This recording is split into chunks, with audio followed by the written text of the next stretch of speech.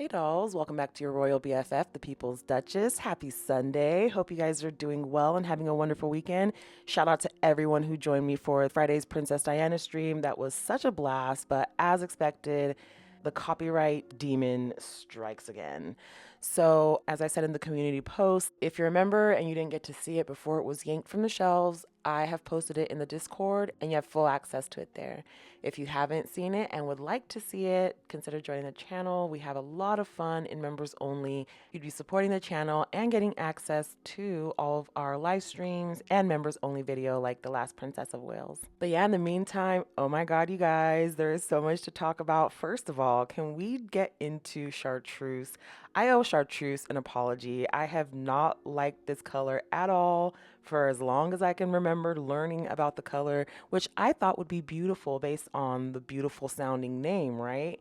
Very shocked, horrified even. Why would Chartreuse just show up to the color wheel looking like that? I haven't seen anyone look this good in Chartreuse since Whitney Houston in 1994 for that concert for South Africa.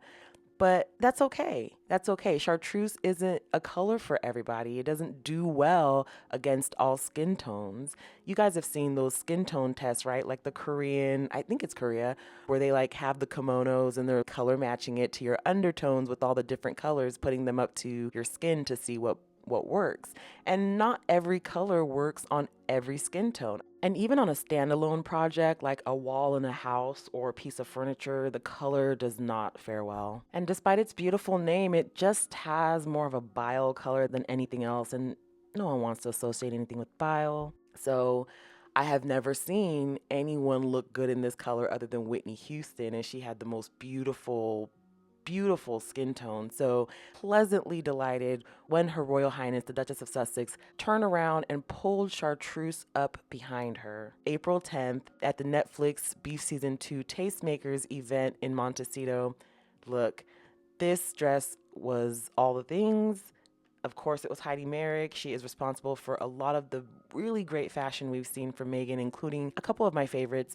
The bow tie halter dress that she wore to Wellington, Florida for the polo event, and the Christmas promotion dress for As Ever, that beautiful burgundy satin dress with the black thick velvet straps. I loved that so much.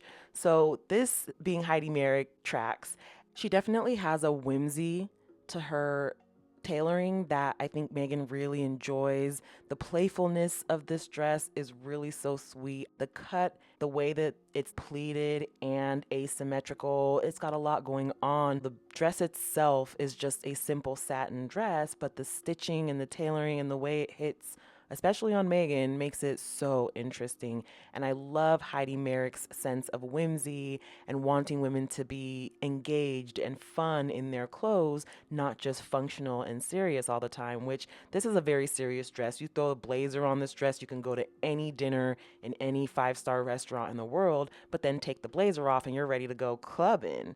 It's just so versatile, it actually makes you forget it's Chartreuse. This is what people mean when they say it's only ugly until Rihanna or the Duchess of Sussex wears it. Chartreuse has been ugly all these years, and now she is having her moment. And I can't believe that I am saying this, but again, Chartreuse, I want to offer you my deepest apologies for the way I have treated you and some of the things, some of the cold things I have described you as over the years. I was woefully misinformed about your game. I didn't know you were like this. I have never seen this side of you. She paired the dress with these beautiful Jimmy Choo sandals that we've seen her wear time and time again. The makeup was stunning. She went for the no makeup look, neutrals, but very dewy, polished. I loved this look. Similar to her Paris look, but she threw on some lashes this time around. And Nicole Avant, the queen that you are. This woman is so inspirational. So this was just such a lovely moment. Two queens coming together to maximize their joint slay like this really warmed my heart. I couldn't find the outfit details for Nicole Avant's dress, but this looked so beautiful. It was a mock neck, black and white floral applique number, super cute. She looked really beautiful, very rosy as well. I think her and Meghan probably went to the same spa before this event. That's what it's giving. Maybe all four of them did. I don't know. And Harry has shown up his best self as well. We all have seen the difference in Harry, especially in his dressing since meeting Meghan. I'm not sure if she coordinates his outfits or if he has his own stylist or if he's just his own stylist. I don't know. But that man is dappered down.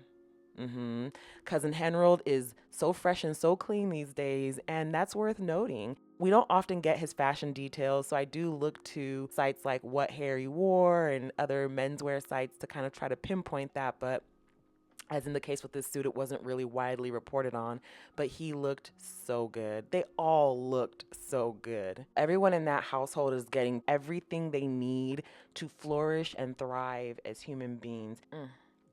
It really does go to prove that the person you marry is the most important decision you'll ever make in your life. You could be miserable all your life, or you could be in Montecito, Netflix, and chilling right now. So yeah, this was such a cute little double date. I know Harry and Meghan used this as a date night. It was a work event, but just like the Duke and Duchess of Sussex to sneak in a little date night. And you can't tell me that Ted and Nicole aren't also on a bit of a date night. Like, everyone was so lovey-dovey, and why are they holding hands if they're not on a double date? Exactly. The intertwinedness of their arms and their fingers. So much sisterhood. So much sisterhood. It's wonderful to see, especially because they've historically always tried to pit women against each other. They've always tried to pit women of color against each other, making them seem like there can only be one. It's just disgusting. And Meghan says pish posh to all of that. Meghan is smart enough to understand that pitting women against each other is a patriarchal tool to make them think that they're the prize, which sounds nice on the surface, but ultimately means you have to compete for it. Harry and Ted are two kinds of very unique men who don't see things that way. They are powerful. They've undoubtedly had plenty of women throw themselves at them, or whatever the case. Who cares?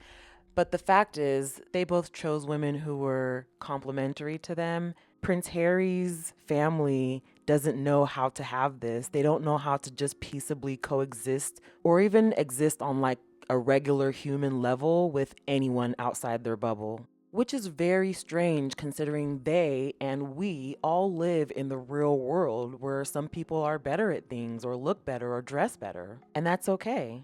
That's perfectly fine. And that's why his brother landed who he landed.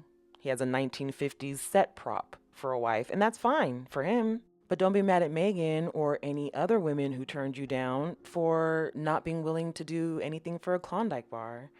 Ciao, anyways. So yeah, mentally I'm here. This was so cute. I have been put on to Chartreuse, a very pivotal moment in my life. I'm going to move forward with a completely different attitude, and I really have the Duchess of Sussex to thank for that. So, Your Royal Highness, thank you. What do you guys think? Let me know in the comments. Don't forget to hit that like, share, and subscribe. Hype the video if you're so inclined. You can also support my channel by buying me a coffee at buymeacoffee.com/thepeoplesduchess.